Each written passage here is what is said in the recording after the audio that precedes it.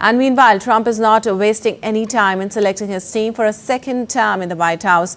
Among his first appointment was Susie Wiles, who was selected as his chief of staff. Now Trump has picked Republican Representative Elise Stefanik the job as U.S. ambassador to the United Nations. Stefanik, a Republican congresswoman from New York's 21st district, was elected last week to her sixth term in the office. She will inherit a role Nikki Haley held for 2 years in the first Trump administration.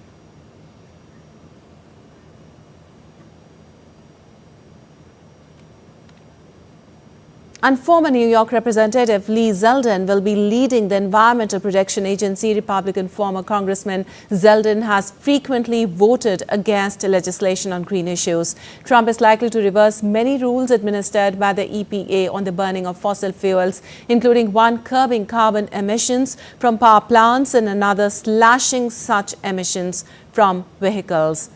Trump has said he plans to begin reciting EPA and Transportation Department vehicle pollution rules on his first day in office and is considering paring back or eliminating EV tax breaks and other incentives.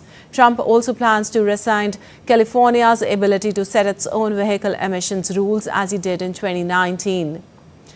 As a candidate for New York governor in the 2022 election, Zeldin criticized the state's decision to join California's zero-emission vehicle program that vows to end the sale of gasoline-powered only vehicles by 2035.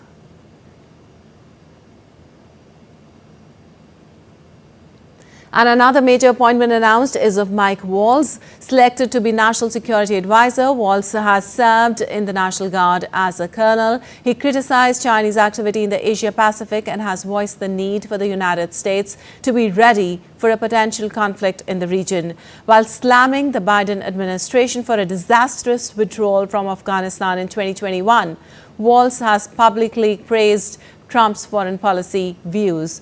Waltz is also on the Republicans' China Task Force and also sits on the Intelligence, Armed Service and Foreign Affairs committees. He's supported aid to Ukraine in the past but has demanded conditions.